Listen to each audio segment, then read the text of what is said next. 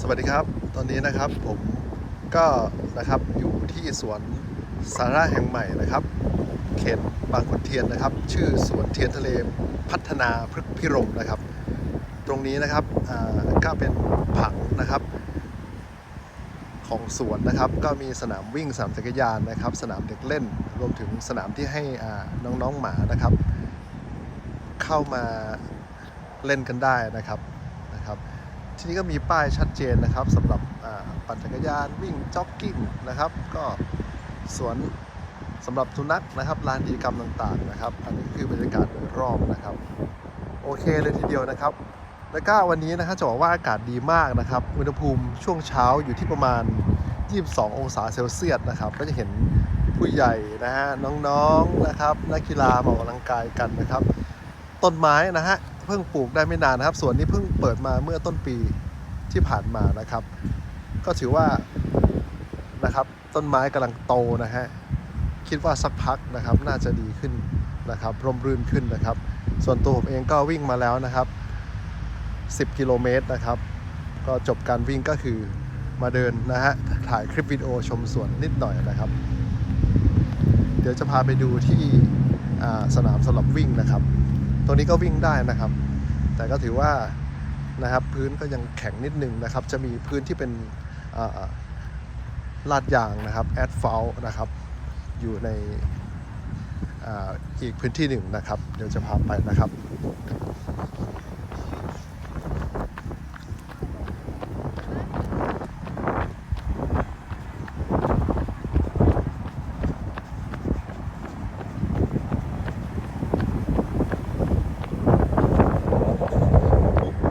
นะฮะพื้นจะแข็งนิดหนึ่งนะแต่ก็วิ่งได้นะครับเพื่อเพิ่มระยะทางของเส้นทางการวิ่งนะครับเนื่องจากว่าเส้นทางวิ่งเนี่ยน่าจะอยู่ประมาณ800 ถึง 1 กิโลเมตรนะครับใครอยากจะเพิ่มเส้นทางการวิ่งนะครับก็สามารถดีไซน์การวิ่งเองได้นะครับส่วนตัวผมเองก็วิ่งให้มันทั่วทุกพื้นที่เลยนะครับ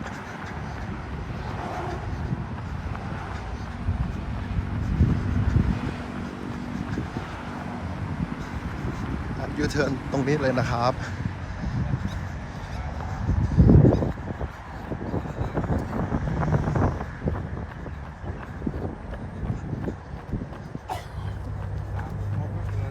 สายก็ไม่ได้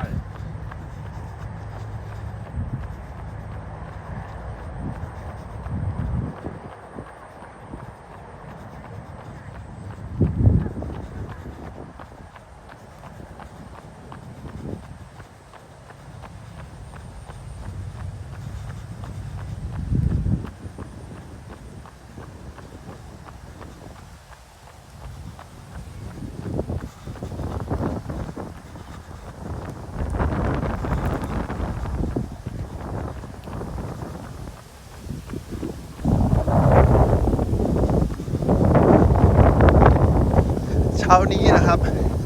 ถ้าใครไม่ออกกำลังกายนะครับไม่วิ่งไม่ตีกอล์ฟหรือเล่นกีฬาอะไรก็ตามนะครับถือว่าขาดทุนนะฮะ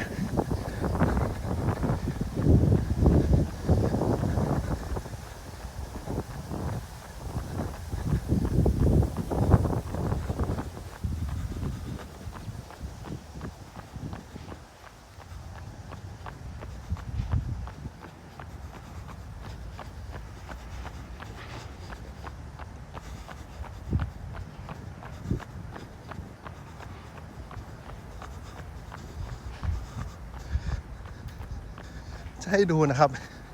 มีการแบ่งเส้นทางวิ่งกับปั่นจักรยานค่อนข้างจะชัดเจนนะครับ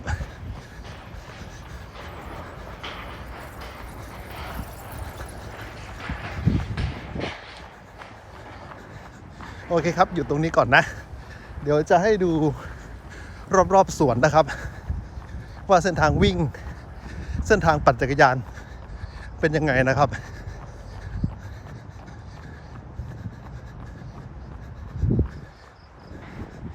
มีป้ายบอกทางค่อนข้างจะชัดเจนมากนะฮะ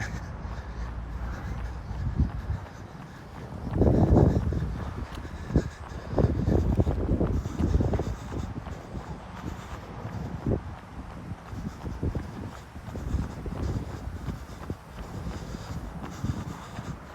เชิญชวนนะครับทุกท่านนะฮะที่มีใจรักออกกำลังกายนะครับมาออกกำลังกายที่สวนบางขุนเทียนได้นะครับอันนี้เป็นห้องน้ำนะครับสะอาดมากครับใช้บริการเรียบร้อยนะครับผม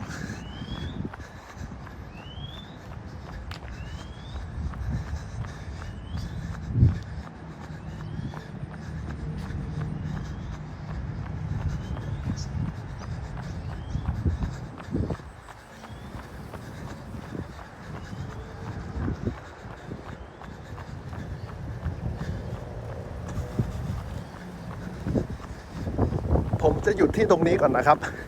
หยุดเลยนะครับหันกล้องไปดูนะครับก็จะมีสะพานนะครับอยู่ตรงกลางน้ำนะครับให้ออกกำลังกายให้เดินเล่นกันได้นะครับคิดว่านะครับอีกไม่กี่ปีนะครับไม่นานนะฮะส่วนแห่งนี้น่าจะเป็นปอดของพี่น้องชาวบางขุนเทียนที่ดีที่หนึ่งนะครับ